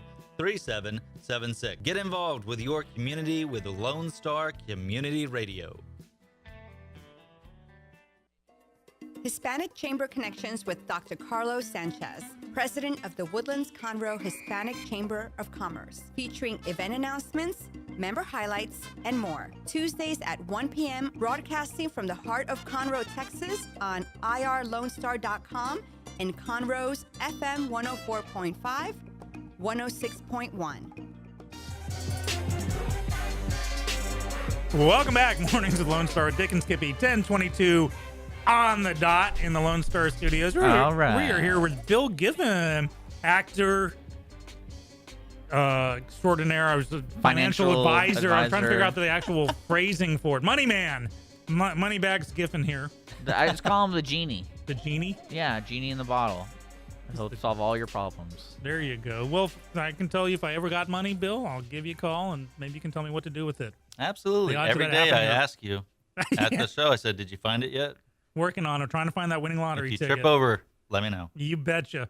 So we've been talking about theater and stuff, and it's great to because Dick doesn't, he doesn't act. I've been trying to get him I'm on a stage. huge movie fan, and I'm slowly. My favorite thing about movies is how things are made, and I'm slowly transitioning into screenwriting history, like learning that. And then it's funny that you said Sam Shepard because I knew he wrote a lot of plays, but they're very like black box kind of. Is that a way to describe his plays? Yeah, it's not like Phantom of the Opera where it's a Yeah. spectacle. It's not going to sell out for 20 years on Broadway. And I'm really excited about the new age of film and screenwriters and how people are adapting that because there's a lot of money being made in movies. And now since you can just stream it, Netflix is putting out a lot of they're giving people a lot of opportunities. Lots of opportunities. And that to me is it's very exciting. If I'm an actor or a writer or whatever, it's like, hey, I don't have to shoot and sell that spec script for Wild Wild West 2.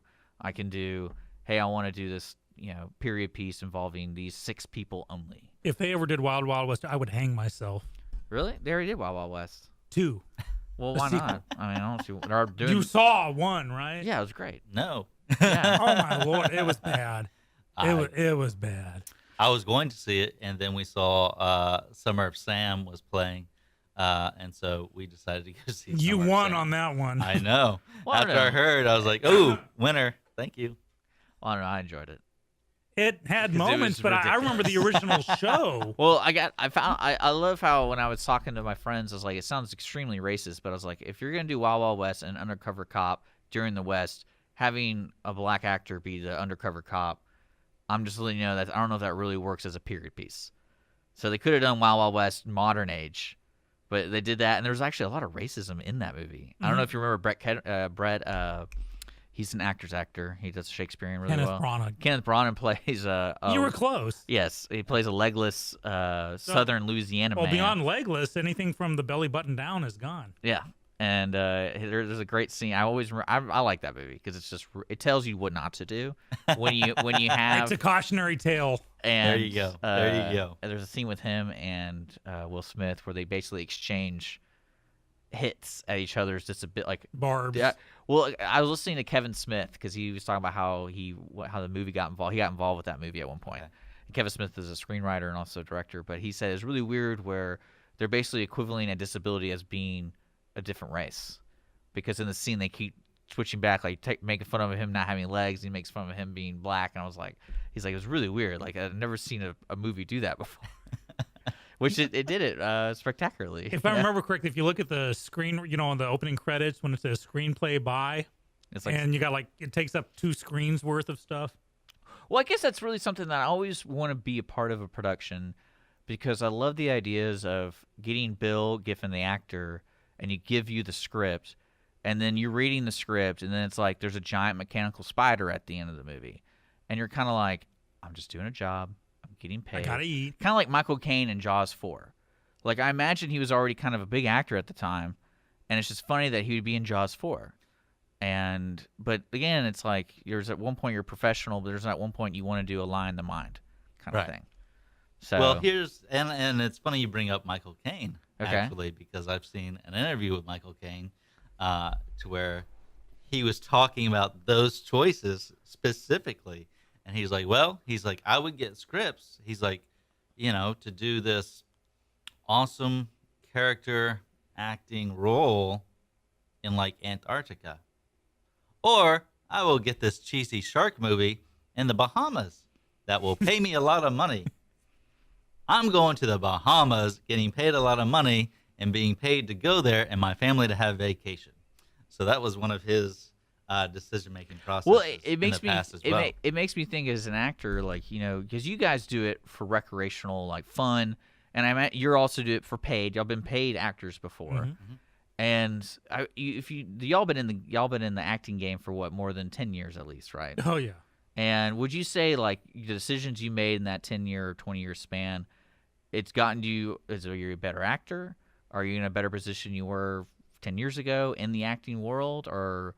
Because I always wondered about the hit or miss in the movie / the art industry, and like My sense of it is, usually when I audition, I either like to go for the biggest role or the smallest one, depending on where I am in my life. There have been roles where I've been spear carrier number 4, and I've been really happy with it. And if I direct a show where there's a lot of people, I'll tell the cast, I don't care if you're, spear carrier number 4 or what. Someone in the audience is looking at you, and only you at any given moment. So you need to have a backstory. You need to commit. And actually, there have been 2 times in particular that I went to audition for a role, and I'm like, I want this role or nothing else. Because, on some audition forums, it's like, what roles do you want? Are you willing to take another role? And one was at Stageworks, The Three Musketeers. I wanted to play Porthos because I'd done it before, and I want to do it again. And I said that or nothing else. And they came to me, they're like, it's not for you. Jared Barnes got cast as Porthos, and there's no way they're going to cast me instead of him. But they said, but we really want you to play the king. We really, really think you'd be good at that. And I ended up loving the role. And then later on, I went to go, they were doing 1776. Years ago, I'd played John Adams. I wanted to do it again. So I said, John Adams or nothing. And I auditioned. They said, listen, we got something for John Adams, but we really, really, really want you to play Ben Franklin. And that ended up being one of the best roles I'd ever had. I just loved playing Ben Franklin. Oh, I can see you as that. Absolutely. And so you never know. So you can go in with expectations. And it's gone the other way too. I've gone into productions thinking this is going to be awesome, and it's been terrible. Now I got to say with talk radio that Bill and I just did at Dirt Dogs, I wasn't the first choice for this role. In fact, an actor had been cast and unfortunately had to leave. And the director called me and said, I really want you in this production. And I said, listen, if you want me, great, but if you just need a body, let me know and I'll find you someone, because I wouldn't mind taking a break. And all right, you heard it here. Sean knows where the bodies are. I do. And the director was very kind. Said, no, I want you in this, because it was 6 different characters. But that you had to be believable. 6. Bill played 2, right? 2 or 3. I played 2. But one of them was show. like on stage a lot of the time. Yeah. The last play I did with him, The Exonerated, I had like 9 or 10. So I know exactly where you're coming from. Yeah, so it's even if it's a cheesy role, you never know, especially in community theater, how it's going to go. I'm doing 12 Angry Men. I got cast as one character. I got cast as the foreman, who's kind of a weenie. And I was really looking forward to that, just kind of playing a waffler. And then the guy playing another juror 3, had to back out. So they asked if I'd take over that. And that guy's a real jerk. I mean, he's the last holdout. It's a really meaty role that I'm loving the heck out of. No. Yeah, that darn typecasting, playing the jackass. I want to talk about because I love. I want to talk about there's definitely a backslide in technology going on, especially in entertainment. I got a report here that says 8 million people are going to be cutting cable out of their lives this year. That's a significant chunk. Good for them. And in fact, there's this business, I'm trying to remember the city it's in, Tom McGlynn, he's got this business called Mr. Free HD TV Man. And he says he's actually, they've been putting up antennas, old style antennas that can bring in like local stations and stuff, the old school stuff. Mm-hmm. He said they actually had to jack up their prices and installation fees to get people to, they're backlogged for about a year now, that so many people are going back to old school. And I see more and more people using the old flip phones or the, like the, not the smartphones that with this, but the ones you flip open. I was just watching John Wick, and like every bad guy had a BlackBerry type phone. It seems to be like a backslide in technology. Do you think theater can be benefiting from that too? That people are wanting more, okay, we've gone full tilt with technology. Now we want to kind of go back to basics? I think so. I think, and just as you alluded to, I think that can be applied across the board to anything and everything in reality, because at our basic core, it's all about human connection.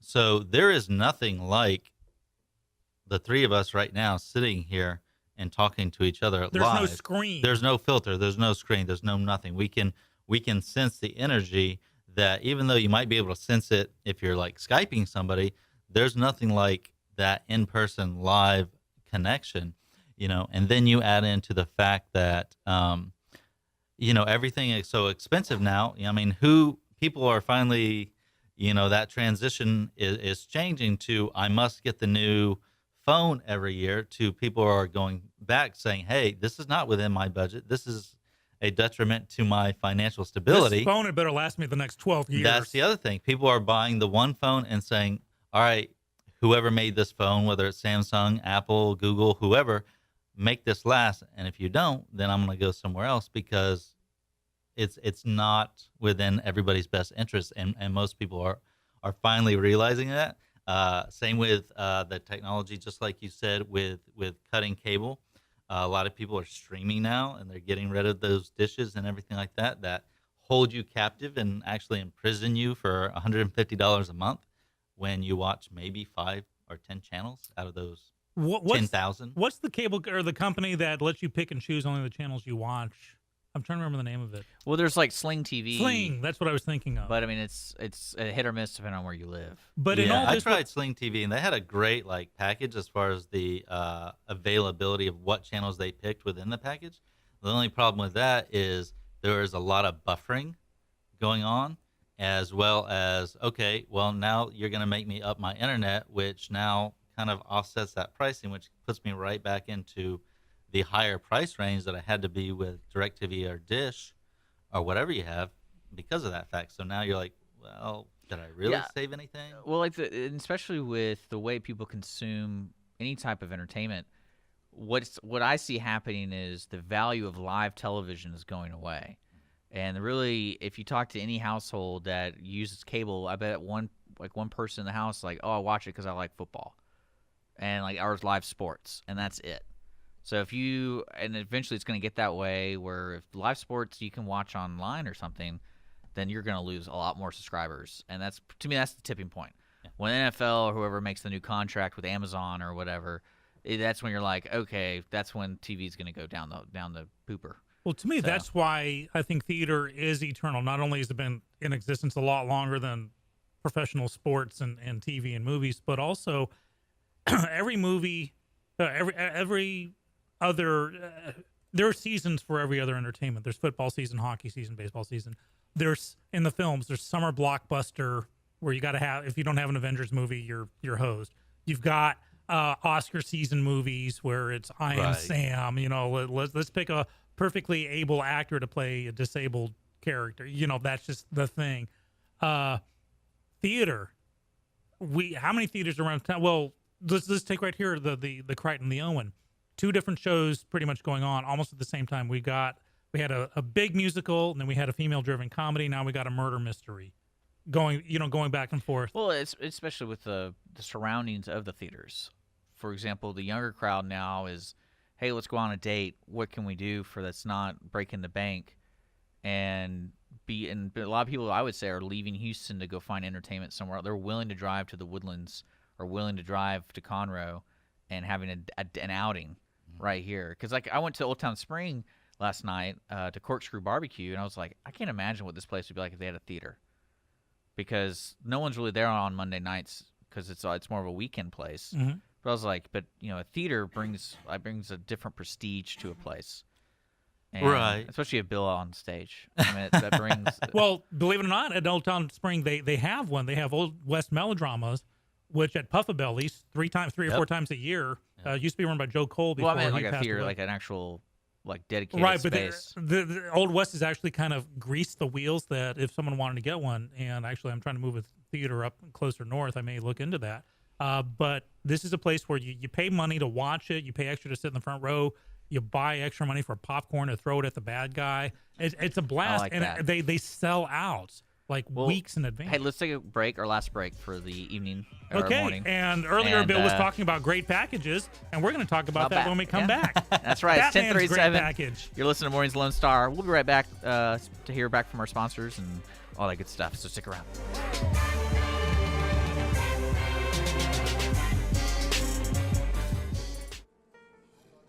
Conroe Coffee is a local coffee shop located in the heart of downtown Conroe at 206 North Main Street, Conroe, Texas. Conroe Coffee serves breakfast, lunch, and dinner, along with other treats and coffee. For more information regarding store hours and delivery in downtown Conroe, Conroe Coffee is on Facebook or by telephone at 936-266-7632. We would like to thank Conroe Coffee for being a supporter of Lone Star Community Radio and our morning sponsor with Mornings with Lone Star. Business office cleaning is available in the Montgomery County area from Clean Sweep Office Cleaning, with scheduled cleaning services such as floor care, window care, trash collection, restroom disinfection, and stair and elevator cleaning. Clean Sweep can service a business one time or on a regular schedule, with daily, weekly, and monthly options.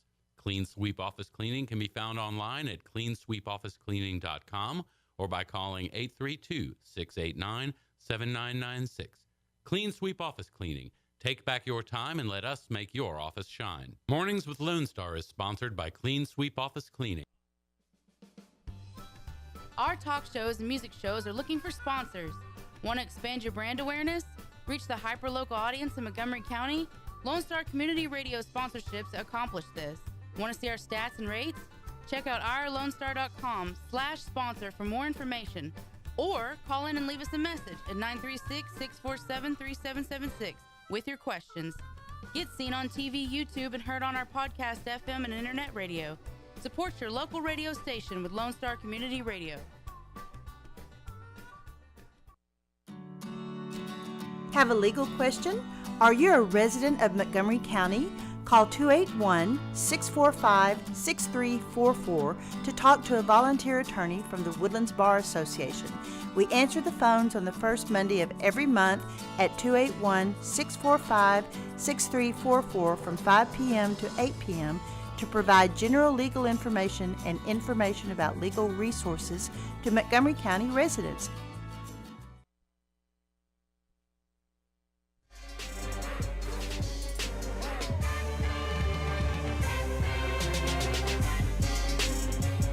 Welcome back, Mornings Lone Star. Conroe's FM 104.5, 106.1. Worldwide at irlonestar.com. And, of course, Facebook Live with Mornings Lone Star. We're at the end of the show, so if you're just now tuning in, we had Bears Etc. in. That was a lot of fun, talking about the upcoming barbecue fundraiser they're doing in Montgomery on October 6th. More information, bearsetc.org for that event and also their mission and what they do to save the bears. And in the studio with now is actor Bill Giffen. He's also a financial partner with Majors Mondragon. And so if you have any questions for Bill, just look up that crazy name, majorsmondragon.com, I believe.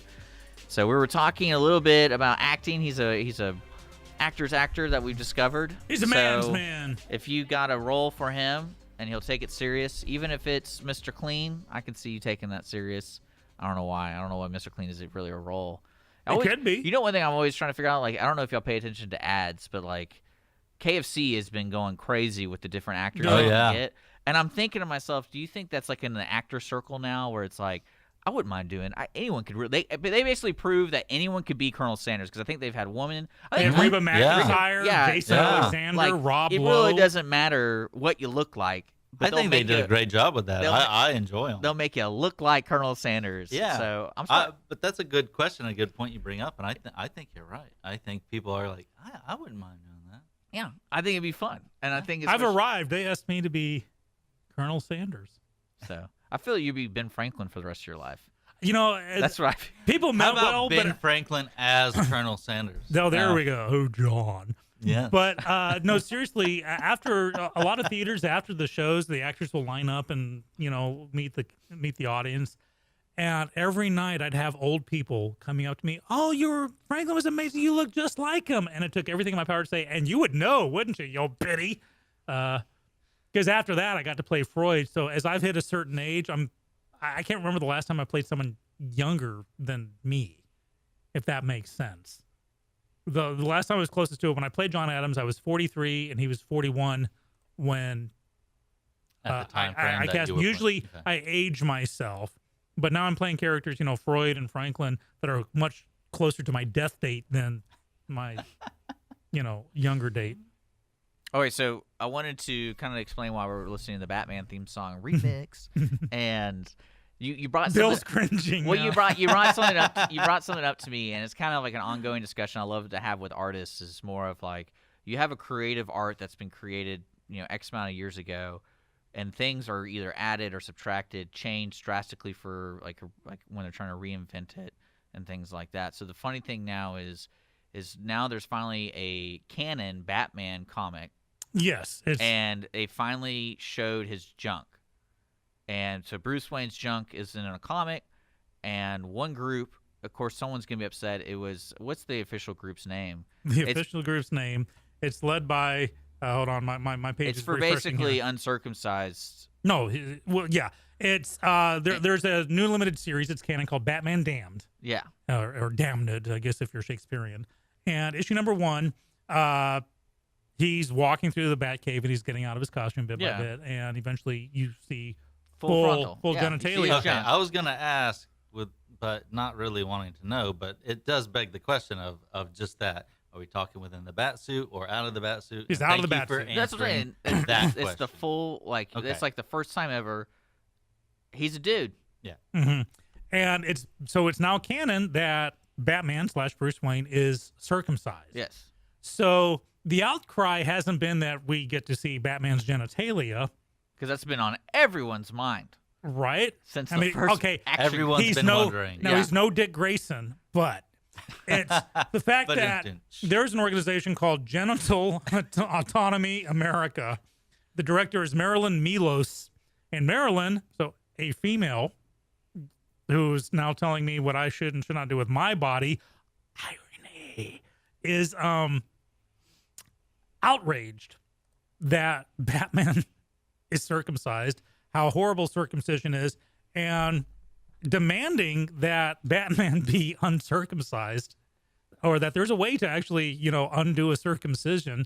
And so Marilyn Milos is well, in comics, yeah, you can just say, "Oh, that was a weird dream." well, no, she's putting into real life. This is back when Dan Quayle said that Murphy Brown was a bad mother, and it just became this huge honking thing. Like, there's fact and there's fiction. Well, Marilyn, I'm here to tell you, first off, well, no, I'm not going to go down that rabbit hole, but I will say that DC did kind of cave, and so now every future publishing of this or online, they've edited it. So, but here's the thing: edited to what? To where you don't see it. Because see, that's one thing. That's what I'm trying to get a kind of opinion on y'all. Because y'all Not the junk, the circumcision of the junk. I know you just don't see it.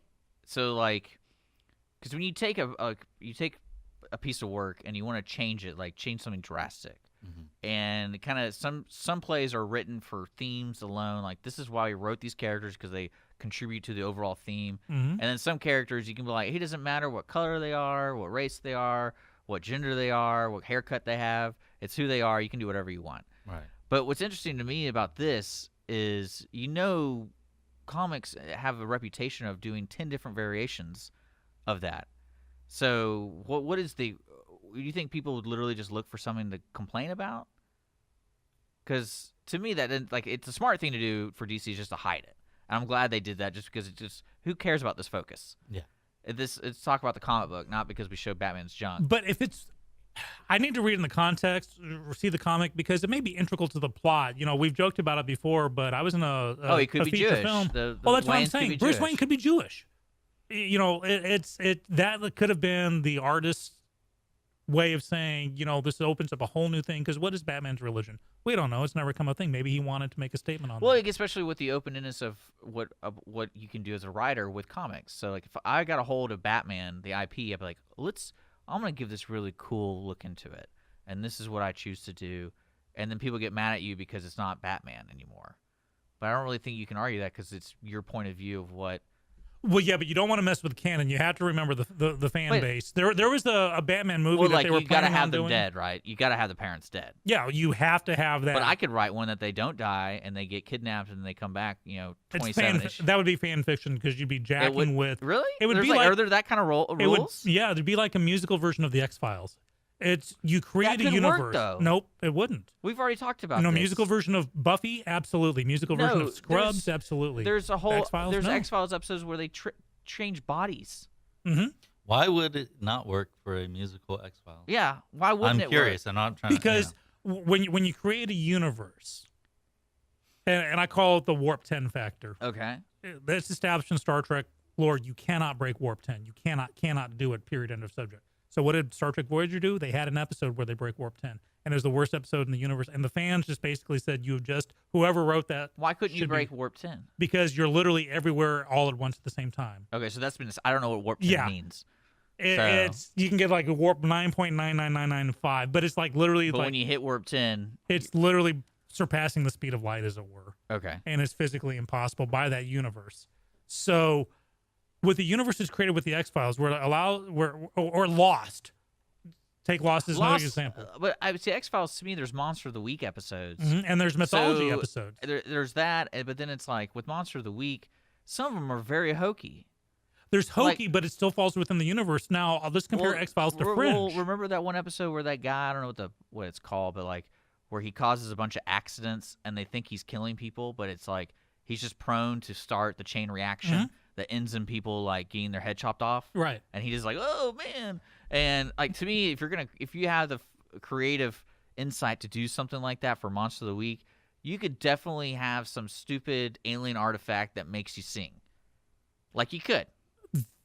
In a musical, like a stage musical, the overture is there for a reason. It's to let the audience know this is the universe, that there's an invisible orchestra playing, and people are going to break into song and dance. That's why the overture is there.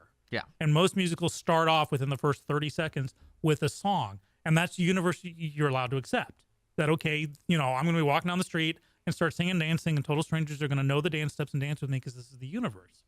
But let's say... Well, they did have an episode where they hook up to VR. And you could argue that the VR machine causes them to sing and dance because it created a virtual reality world. So they're literally inside of a computer matrix. Right, but if you had an invisible orchestra, so they could do it there.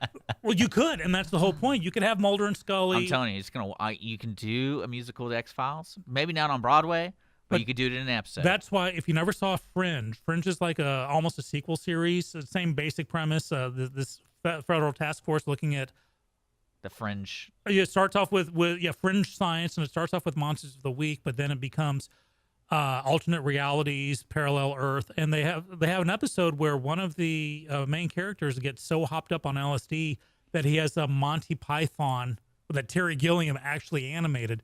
Wow. Not a flashback, but the half the episode Hallucination. is a Monty Python cartoon. They had animated episodes. They had one set in the 80s why you're where fighting this. Yes. Like, you can do it. Okay. But I get where you're coming from. But, I mean, Spider-Man musical? And how bad? Okay, how bad did it bomb? Well, the guy got hurt all the We're not time. arguing if it's good or not. No. What I mean is, audience is not accepting that Peter Parker sings. I and mean, I dances. bet you people would love the hijinks of Mulder and Scully singing a number together. I'm surprised, actually, that they haven't done that yet because, I mean, I think there'd be an you're audience seeing backlash. everything that they're coming out with. Would you have a singing episode of Star Spider-Man, Trek? They had American Psycho, the musical. Well, no, we're also talking about TV shows that. Well, have that's done, the stage thing. I'm like, talking about a movie. On my mind, I know a couple. I know Buffy the Vampire Slayer had a singing episode. Scrubs. And then Scrubs, Psych. Moonlighting. Yes. Best episode ever, because that was in the universe where you could accept that they would suddenly be Shakespearean. But especially with a show like the X-Files, where you're kind of going along with the ride most of the time when it's Monster of the Week. You're okay with what's being told to you, even if it's so far-fetched. As long as it's okay. set in the universe to begin with, you can't change the rules halfway through. It's like usually in They're a not show. changing rules. They're just saying, hey, we discovered this artifact that, because they've done some supernatural episodes where you could say, oh, this is B.B. King's original guitar. It's been, some supernatural thing. That's why they have shows embodied like into Warehouse 13, which from the first moment, Warehouse 13, I can't believe you can't accept that. Yeah, I can't. No. We got to shut down today's show. Aw. So, Well, there's Bill, love all around, even though you guys are like idiots for thinking that you can have a musical X-Files. That was supposed to be an inner monologue. I was not supposed to say that out loud. Dang it. Which part? The whole show. With all the stupid X-Files episodes, I don't think that would be the worst. Then it would have been done. So here's the thing: if Chris Carter or anyone thought it was a good idea, it would have been done. David Duchovny can't sing. I imagine Gillian Anderson. Is her name Gillian Anderson? Gillian Anderson, yeah. Because she can kind of do everything. Yeah. So she can. Holly even told me, she's like, "You want me to have red hair?" I was like, "You should give it a try." Yeah, is it Holly? He could just come on one night. Holly, I want you to put on this red wig and clip on this FBI badge and just don't ask any questions. So actually, I think we're actually going that for Halloween. There you go. Mulder and Scully, but you should gender flop them. No, I offered a gender swap SVU. Oh, so she would be the ball guy, and I offered that to her, but she didn't really like that too much. We got 2 minutes left in today's show, so Bill, thank you so much. Bill, tell us about the company again. Yeah, Majors and Mondragon. Majors and Mondragon Wealth Management and Financial Planning. All that go stuff. check us out at majorsmondragon.com. Cool. Well, we got to wrap up today's show. Thanks for joining us. We had Bears Etc. in the studio talking about the OctoBEARfest. Very excited about that coming up. Tomorrow's guests will be back tomorrow morning, 9 o'clock, with Jay Silber for County Judge. So if you have questions for him, we'll be in the studio at 10 o'clock. This will be a fun episode. Today's show is brought to you by Conroe Coffee, Clean Sweep Office Cleaning, and Jay Silber for County Judge, actually. So, Sean, I'll see you tomorrow. Bill, thanks for being in the studio. Thank you so much. I had fun. I enjoyed it. Thanks for tuning in, folks. You're listening to Lone Star Community Radio. Coming up next, we got Texas Franchise Radio. So stick around.